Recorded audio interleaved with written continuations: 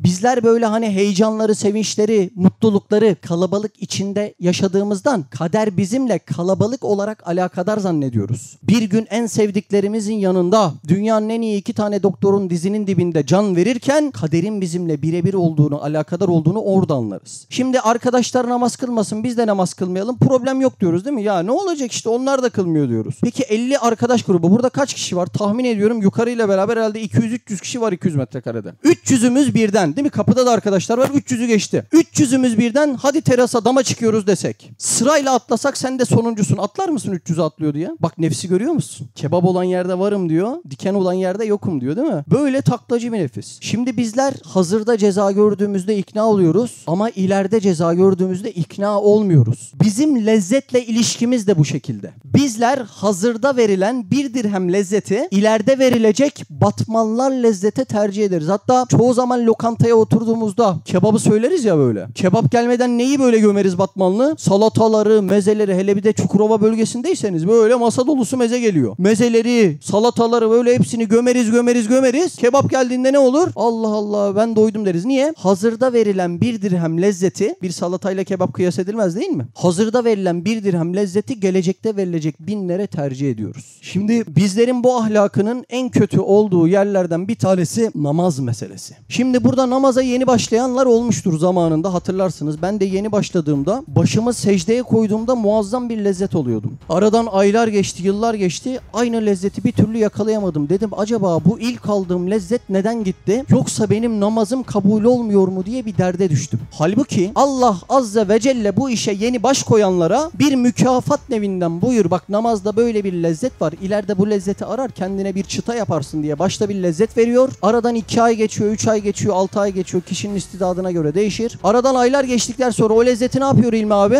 Geri çekiyor. Biz de diyoruz ki eyvah! İbadetlerimden eski lezzeti alamıyorum. Yoksa benim namazım kabul olmuyor mu? Bizim hayalhanemde bize gelen, sürekli gelen sorulardan bir tanesi bu oluyor Hacı abi. Geliyor arkadaşlar, ben diyor bir namaz kıldım diyor.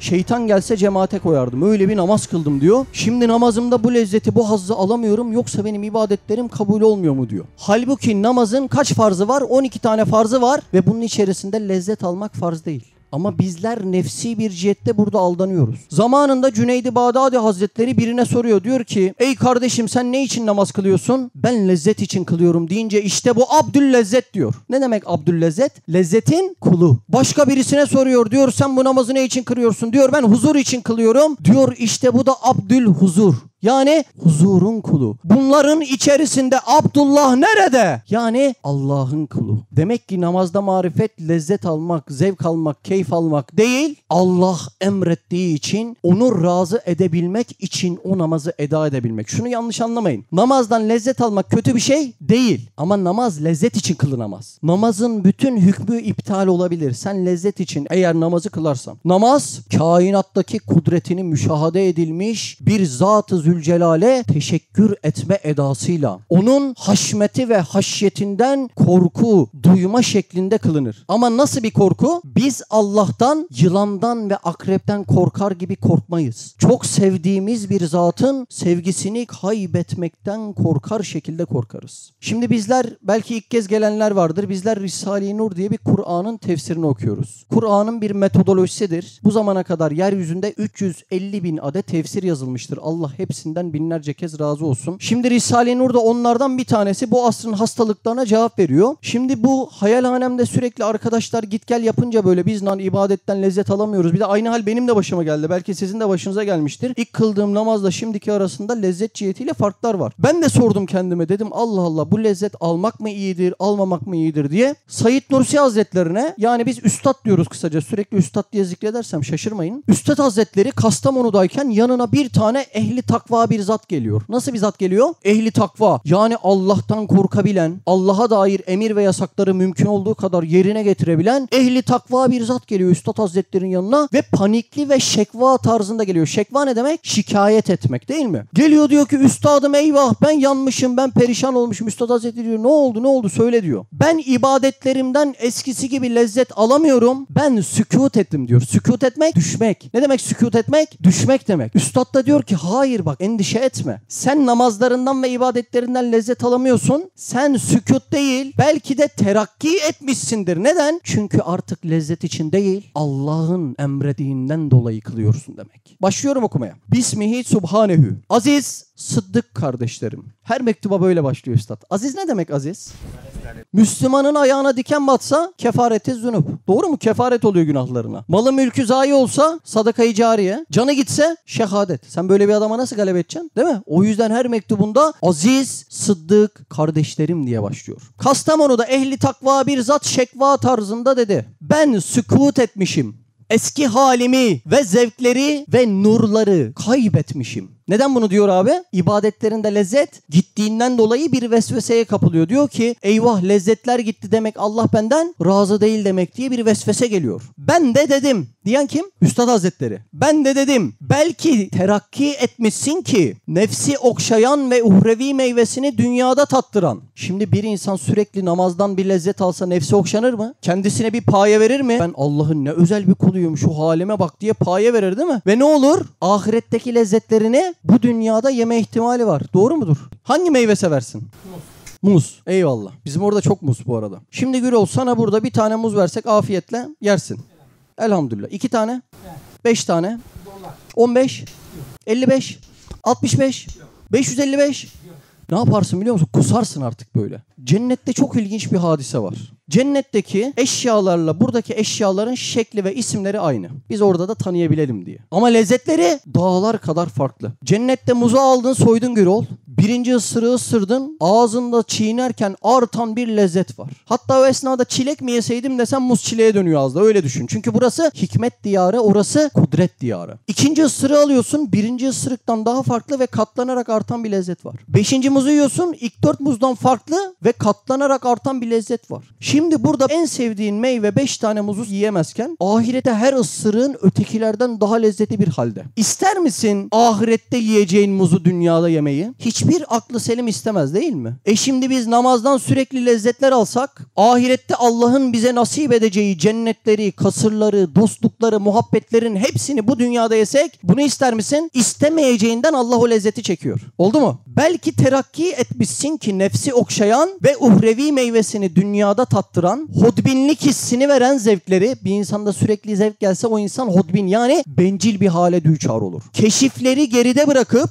daha yüksek makama, mahviyet ve terki enaniyet ve fani zevkleri aramamakla uçmuşsun. Şimdi Üstad Hazretleri belki diyorsa bu belli ki demektir aslında. Demek ki bizim namazda lezzetlerin çekilmesi iyi midir, kötü müdür? İyi bir şeydir. Neden? Ahiretteki nimetleri dünyada yedirip bitirmez ve biz lezzet için değil, bizzat Allah Azze ve Celle için bu namazı eda etmiş oluruz. Eskiden insanlar platonik olarak birini sevdiğinde karşılık beklemiyor. Biz de namazı böyle sevsek ya. Platonik sevsek, hiçbir karşılık beklemesek nasıl olur? Lezzet beklemesek, huzur beklemesek namazdan ya da böyle bazen konuşunca çok üzülüyorum duyunca ben namaz kılıyorum o yüzden işlerim çok iyi gidiyor diye. Yani işlerin iyi gitmese Allah'ı mı terk edeceksin, namazı mı terk edeceksin? Namazı, niyazı böyle karşılıksız sevsek acaba nasıl olurdu? Üstad Hazretleri devam ediyor. Hikayeyi baştan alayım. Şimdi kalabalığız ama benim bir ricam var. Dikkati dağıtmayalım. Gerekirse telefona da gerek yok. Ders önemli. Bu iman dersi. Bunun 1 saati 1 yıl nafile ibadetten hayırlı. O yüzden bütün dikkatleri buraya verin. Şimdi Kastamonu'da ehli takva bir zat gelip ne diyordu? Ben ibadetlerimden lezzet alamıyorum. Yoksa sükut mu ettim? Üstad diyor ki hayır sükut değil. Sen lezzeti bırakıp ibadete devam ettiğin için belki de terakki etmişsin diyor ve devam ediyor. Evet. Bir ehemmiyetli ihsan-ı ilahi. İhsan ne demek? İkram ve hediye demek. Doğru mu? Peki ihsan-ı ilahi ne oluyor? Allah'ın bir hediyesi. Allah'ın bir kuluna verdiği en güzel, en ehemmiyetli ihsan-ı ilahi yani hediye nasılmış? Evet, bir ehemmiyetli ihsan-ı ilahi, ihsanını yani verdiği hediyeyi enaniyeti bırakmayana ihsas etmemektir, hissettirmemektir ta ucup ve gurura girmesin diye. Demek Allah bir kuluna verdiği en güzel hediye o kulun farkında olmadı. Mesela burada birisi güzel konuşma yapıyor, birileri de diyor ki ya abi ne güzel anlattın diyor, o böyle diyor ki Allah Allah bana demiyorlar herhalde diyor, fark etmiyor ya. İşte o adam için en güzel hediye odur. Bizim Mersin'de Muğdat Cami var. Biz bazen böyle kandil gecelerinde falan Muğdat'a Muğdat'a gider sabahlarız. Orada da böyle çok güzel bir çay ocağı var. Bir gün çay ocağında oturduk. Bir Kadir gecesiydi belki de. Çay ocağı tıklım tıklım böyle. Camiden çıkan geliyor. Tevafuk böyle bizim de yanımıza böyle biraz iri yarı, saçı olmayan bir tane abi geldi oturdu. Abinin tavırları da biraz garipti böyle. Biraz dikkatimizi çekti yani. Olumsuz manada garipti. O esnada böyle o Muğdat'ın etrafında meczuplar var yani. Oradaki insanlar etrafındakilere bayağı bakan insanlar. O yüzden meczupları da Allah bol gönderiyor oraya. Bir tane meczup geldi. O iri yarı abinin çat diye böyle elinden öptü. Allah Allah. Biz böyle bakıyoruz. O kalabalığın içerisinde onun elinden öptü. Aradan 2-3 dakika geçti. Bir meczup daha geldi. Abim dedi çat kelinden öptü. 2 dakika daha geçti. Bir meczup geldi. Abim dedi sarıldı.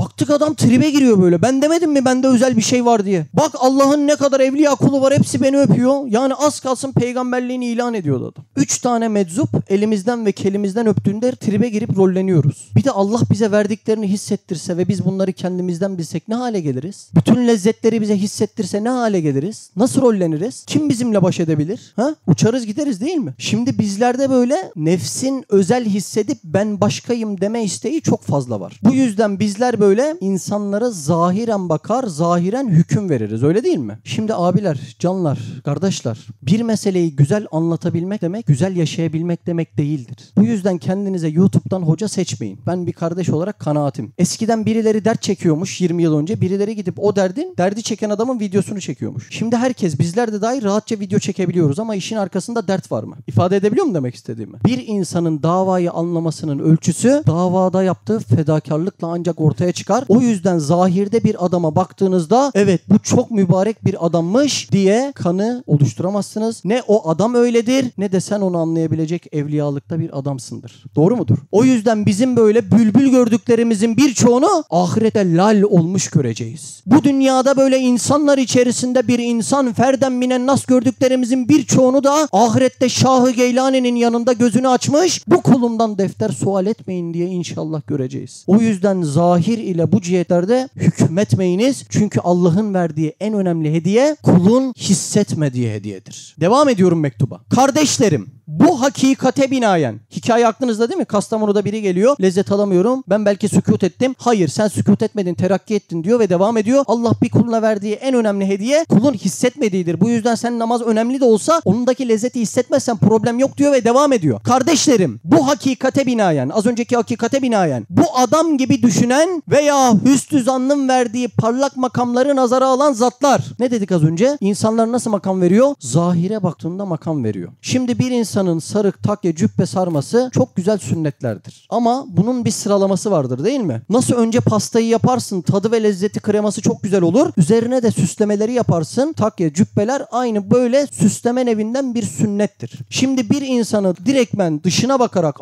bu cübbeli, bu sarıklı, yok bu adamda nur gördüm, bu adam beyaz sakallı, nurlu falan diye hüküm verirseniz az önce namazdan lezzet almayı bekleyen adama dönersiniz. Çünkü bir insanın bu meseleyi anlaması yaptığı fedakarlıkla ve terk-i enaniyetle ölçülür. Devam ediyorum. İnsanlara bu şekilcilik nazarıyla bakan zatlar, sizlere bakıp içinizde mahviyet ve tevazu ve hizmetkarlık kisvesiyle görünen şakirtleri, adi yani basit, ami adamları görür ve derler. Şimdi ben Risale-i Nur'a başladıktan sonra Üstad Hazretleri'nin hayatını okudum ve talebelerinin hayatlarını okudum. Necmettin Şahiner'in Son Şahitler diye bir kitabı var, Beşleme diye bir roman var. Şimdi okudum ama ya benim hayatımın imanıma vesile olan bir eser bu eser. Gözümde o kadar böyle efsane bir eser ki. Talebelerini merak ediyorum. 1. sayfayı bir açtım. Ya dedim bu bizim köydeki Hacı Veli dayıya benziyor. 2. sayfayı bir açtım. Ya dedim bu bizim Hüsrev emmiye benziyor. Zübeyir abinin hayatını bir açtım. 50-60 kilo bir tane adam. İçimden dedim ki Allah Allah, bu davayı bunca yıllar sürdüren insanlar bunlar mıymış? O hakikat kahramanları bunlar mıymış diye çok şaşırdım Said. Üstad da diyor ki aynen öyle. Kişileri şekilcilik ve zahire göre değerlendirenler sizlere bakıp derler bunlar mı hakikat kahramanları? Ve dünyaya karşı meydan okuyanlar bunlar mı? Heyhat!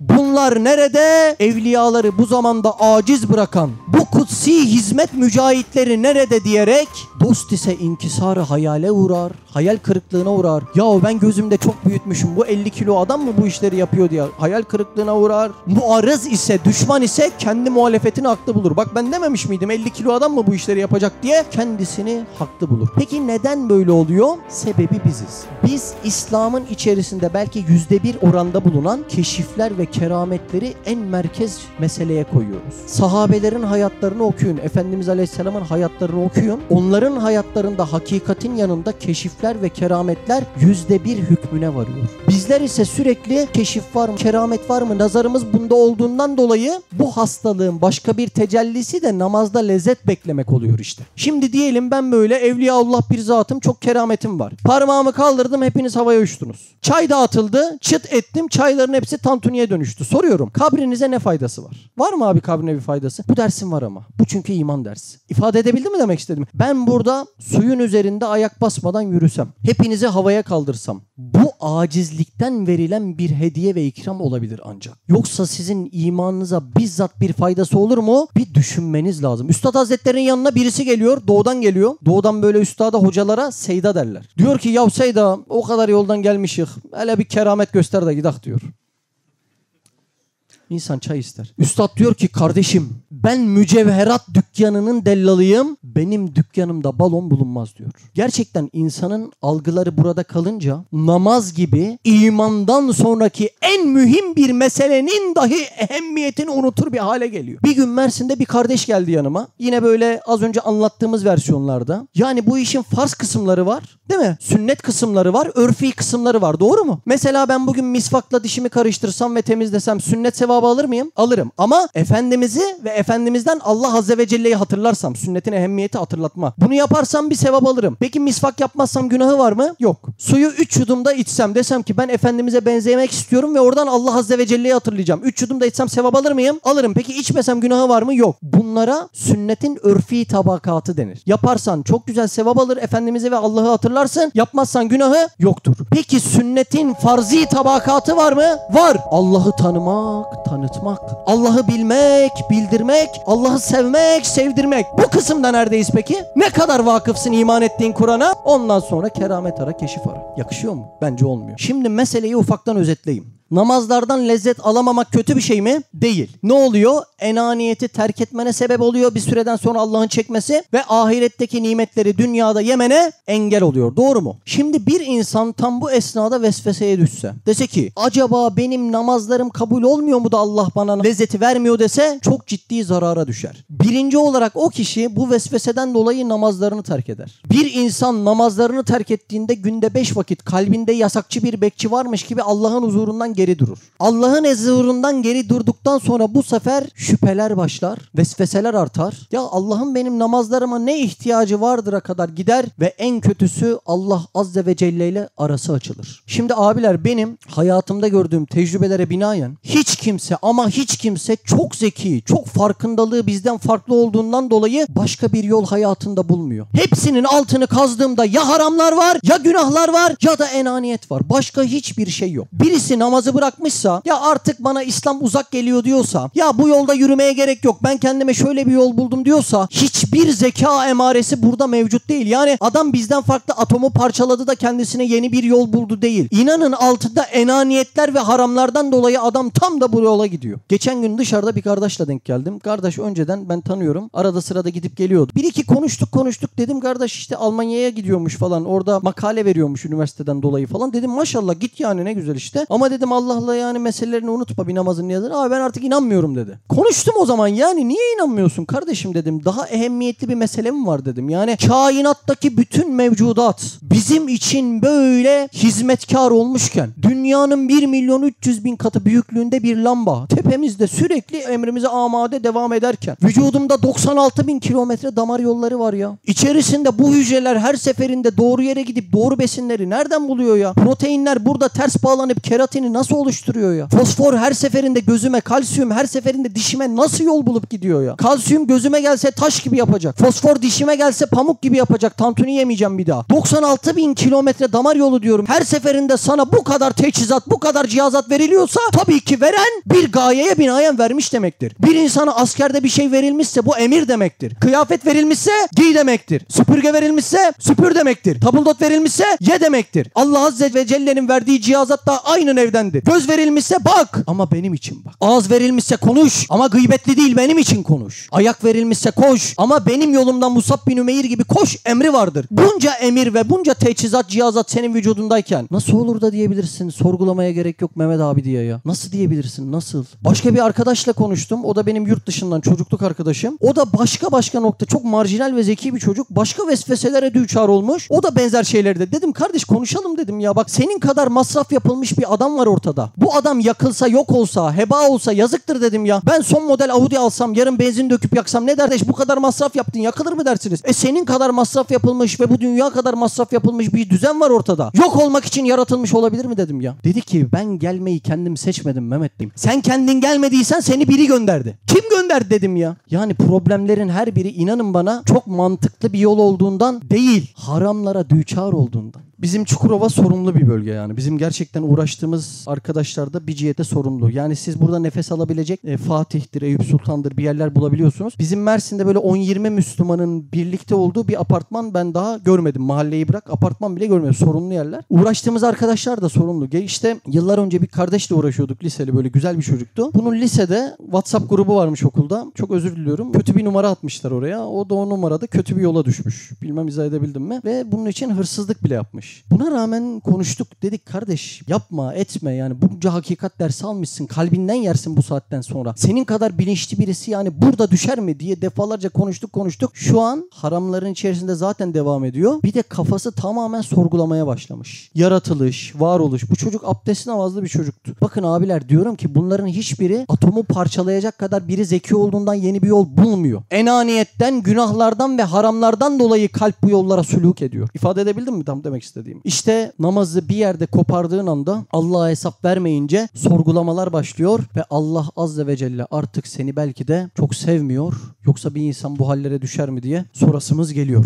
Başka bir konuya geleyim. İnsan diyor ki namazla ilgili ya kardeşim bir namaz kılsak iyi değil mi falan diye konuştuğumuzda içimden gelmiyor. Duydunuz mu hiç abi böyle bir cümle? İsim neydi abi? Mehmet abi hiç içimden gelmiyor abi. Duydunuz mu böyle bir cümle? Biz yine bizim oralarda çok duyuyoruz. Buralarda da vardır diye düşünüyoruz. Çünkü insan her yerde insan. Duydunuz herhalde değil mi? İçimden gelmiyor. Şimdi içimden gelmiyoru bir açalım. Şöyle kalbimizi değil mi? İç dediğimiz akıl değil mi kalp? Kalbimizi şöyle bir elimize alalım. Acaba içimizde ne var? Kur'an'ı yani iman ettiğimiz Kur'an var ya abi. Değil mi? Hani okumadan iman ettiğimiz bir Kur'an var. İman ettiğimiz Kur'an bu içimiz ne kadar bununla dolu. Efendimiz Aleyhisselam'ın kainata gönderilişinin temel manası ne kadar içimizde dolu. İçimizde ev var, araba var, çol çocuğun geleceği var, dünyamı bir garanti altına alayım var, istikbal endişesinden kurtulayım var. Şu içimizi çevirsem çelik araba jantı bile var. Var mı usta? Var değil mi? Ama içimizde namaz yok diyoruz. İçimden gelmiyor da ne oldu? Havacı var. Ya bu kadar nasıl emin konuşuyorsun? Kendi içini ne biliyorsun sen? Eğer onun içinde olup onun içinde yoksa haşa Allah zalim demek. Değil mi? Birinin içine koymuş ötekine koymamışsa haşa zalim demek. Öyle değil mi? Böyle bir Allah olur mu ya? Haşa, haşa. Hikmeti böyle iktiza etmez. Haşa. Demek sen içinde var da onu köreltmişsin. Bazen geliyor bizim kardeşler. Abi diyor namazı kılmayı çok istiyorum ama kılamıyorum diyor. Bir, kılamıyorum değil kılmıyorum. Kılamıyorum dersen bir de yalana girmiş olursun. İkincisi sen çok istiyorsan Allah yaratmıyorsa haşa Allah yine zalim olur. Böyle olabilir mi? Senin dışında var asıl, içinde yok, iç niyetinde yok. Betonlar örülü, makamlar örülü, mansıplar örülü, haramlar örülü, demirler betonlar örülü, evinin halısı bile o kalbinde örülü ama Allah Azze ve Celle'nin en ehemmiyet verdiği baş ibadet olan namaza yer vermiyorsun, bir de iftira atıyorsun. Oluyor mu abi?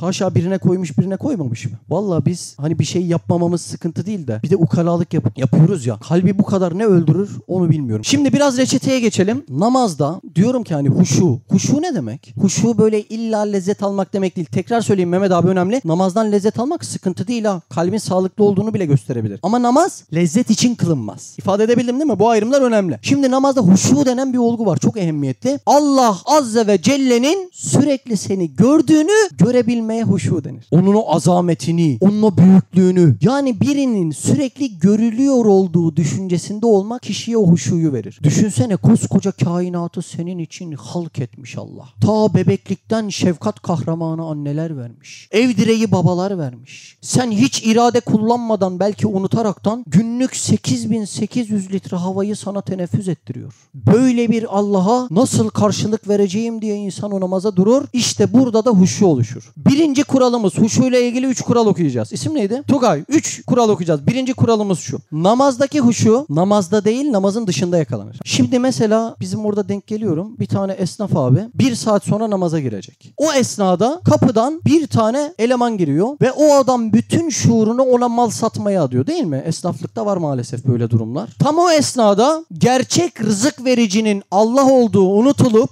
kapıdan giren adam işte benim rızkım buna bağlı diye kalp akıyor ya. Hatta orada yalan dolan devreye giriyor ya. O adamı tabi edip alabilmek için her türlü fırıldaklı yapıyoruz ya. 1 saat sonra namazdaki huşunu 1 saat önce ticarette yemiş oldun. Oldu mu? Yani kural neydi? Namazdaki huşu namazda değil, namazın dışında yakalar. Şimdi tam böyle 1 saat sonra namaza gelecekken kapının önünde bir harama gözün ilişti. Ne yapmış oldun Mehmet abi? 1 saat sonra namazdaki huşuyu 1 saat önce kapının önünde bir harama nazar ederek yedin. Ya da ev hanımı ablalarımız oluyor, değil mi? Annelerimiz oluyor. Maalesef ev hanımlarını da şeytan ya rahat bırakmayacak. Onları da daha çok nereden yakalıyor? Gıybet ve dedikodudan yakalıyor. Demek birinci kuralımız nedir? Namazdaki huşu namazda değil, namazın dışında yakalanır. İkinci mesele. Namaz sizlerde ne manaya geliyorsa bir gece oturun evinizde. Şöyle çayınızı kahvenizi koyun ve yazmaya çalışın. Acaba namaz benim için nasıl bir manaya geliyor diye. Ben şöyle bir şeyler yazmaya çalıştım. Ya Rabbi, ben senin varlığından gafil değilim.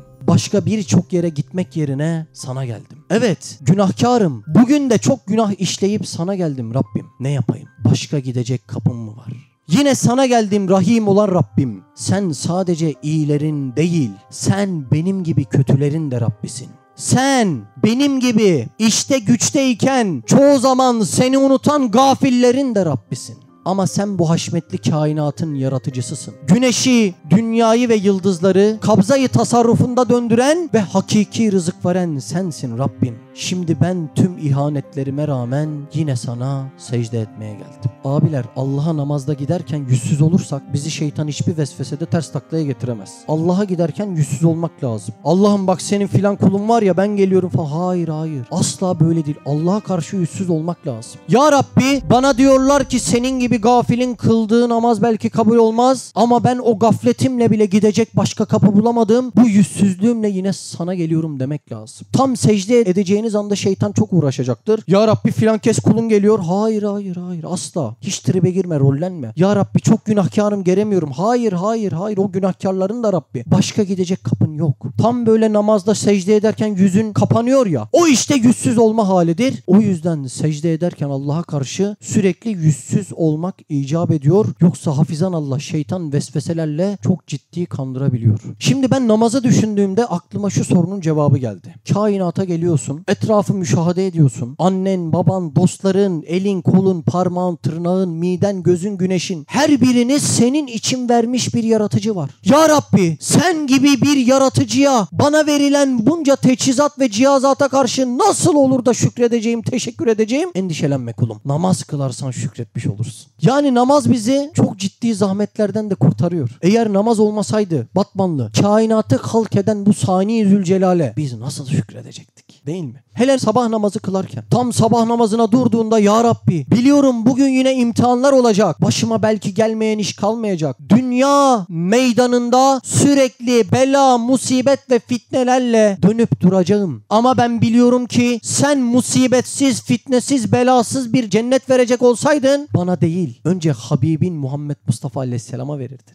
Ben sabah namazımı kılıyorum ve gün boyu seni hatırlamaya söz veriyorum. Bir insan bunu dediği anda gün boyu başına ne gelirse gelsin. Ya Rabbi, başıma gelen vakayı da yaratan sen değil misin? Madem başıma gelenlerden senin de haberin var, o zaman ben kime daralıyorum ki der. Her şeye tevekkül ile bir tebessüm iliştirir. Yani şu manalara baktığında insan şunu diyor. Koskoca kainatın sahibinin gündeminde sen varsın. Senin gündeminde 3 kuruşluk meseleler var deyip utanıyor insan. Hacı abi. Son maddemiz 3. madde. Size Allah'ı hatırlatacak bir günlük program yapmanız lazım. Bizim bugün namazda zorlanmamızın en büyük sebebi biz Allah Azze ve Celle'yi tanımıyoruz. Bana dünya namına arkadaşlar haşiri de sorsa, kaderi de sorsa, kabri de sorsa, evliliği de sorsa, namazı da sorsa, İslami bütün sorularının en temelinde nasıl bir Allah'a iman ettiğinin hiç farkında değil. Bugün bir patron bize aylık 3.000 lira verse saatliği 5 TL ediyor Mehmet abi. Bizi istediği gibi çalıştırır. Oradan oraya koşturur, ekstra işleri yaptırır. Koca kainatın yaratıcısı cennet karşılığında seni 1 saat alamıyorsa sen o yaratıcıyı tanımıyorsun demektir işte. Demek bizim günlük programımızdaki ilk mesele ben nasıl bir Allah'a iman ediyorum meselelerini çok iyi oturtmamız lazım ve bir insan bu meseleleri ne kadar anlarsa bu davada o kadar fedakarlık edebilir. Ben üniversitedeyken ben matematik öğretmeniyim, Ege mezunuyum. Üniversitedeyken bir gün böyle çok kebap kolay bir dersimiz vardı. Bir anda dersin hocası değişti. 3 gün kala haber geldi. Hoca da o kadar yaman bir hoca ki. Tam okulu bitireceğim dedim. Ben bu hocadan hayatta geçemem dedim. Mehmet abi tam 50 saat uykusuz ders çalıştım ve sınava girdim. 50 saat boyunca. Burada benim halimi gamerlar anlar. Oyuncular var ya onlar 50 saat uykusuz kalıyor. Sınavdan çıktıktan sonra dedim ki hiç Allah için 50 saat uykusuz kaldın mı dedim ya.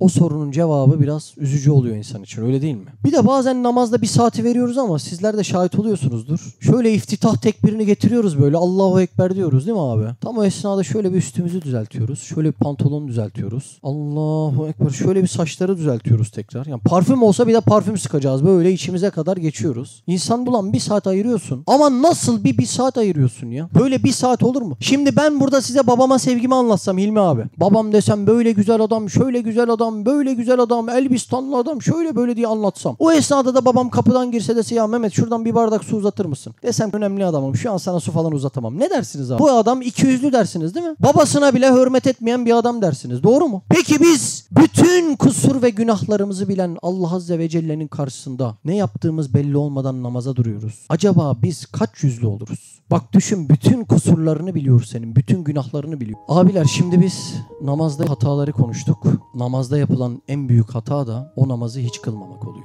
O yüzden biz bugün belki hiç namaz kılmayan arkadaşlar varsa inşallah vesile olur. Ama dışarıya baktığımızda bu manayı çok göremiyoruz. Benim için üzücü oluyor. Hastanelere bakıyorum, tıklım tıklım sanki bütün insanlar hasta olmuş. Bazen alışveriş merkezine gidiyoruz, tıklım tıklım sanki bütün insanların alışveriş yapası tutmuş. Yollara çıkıyoruz, tıklım tıklım sanki bütün insanlar seyahate çıkmış. Camiye gidiyoruz, bomboş.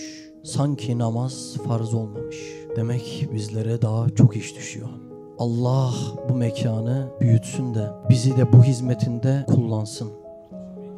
Çok ümitleniyorum yani. Bu hizmetler Allah'ın hizmeti ya. İyi ki bizim değil. Bizim olsa bu işler şişeler onu da satardık. Hafizan Allah. İyi ki bu dava Allah'ın davası, biz de hizmetçiyiz. Çok memnun oluyorum. İnşallah tekrar bizi kullanır. Burada da bütün kardeşlerin gönlüne değebilecek Allah öyle bir mekan nasip etsin. Allah o günleri gösterecek çünkü şükür biz hizmetçiyiz. Davanın sahibi o ya. Hakka tevfizi umur et, ne elem çek ne keder, gelir elbette zuhura, neyse hükmü kader. Sübhaneke la ilme lena illa ma allamtena inneke entel alimul hakim. Ve ahiri davahum elhamdülillahi rabbil alemin. El Fatiha ma salavat. Mehmet, Paşam, vakit geçirmemiş insanlar kolay anlamaya Ayşe gelir. teyzem sizi çok seviyor. Özelliği bir. Bütün sohbetlerini hemen hemen hep dinledim. Allah çok severler ve bunu sendeki kulis yaparak Allah sevgisini benim yavrularıma da nasip etsin. 3 tane oğlum var. Rabbim onlara da nasip etsin. Paşam, çok faydalı bir evlatsın. Çok faydalı bir çocuksun. Allah yolunuzu açık etsin. Rabbim daim eylesin.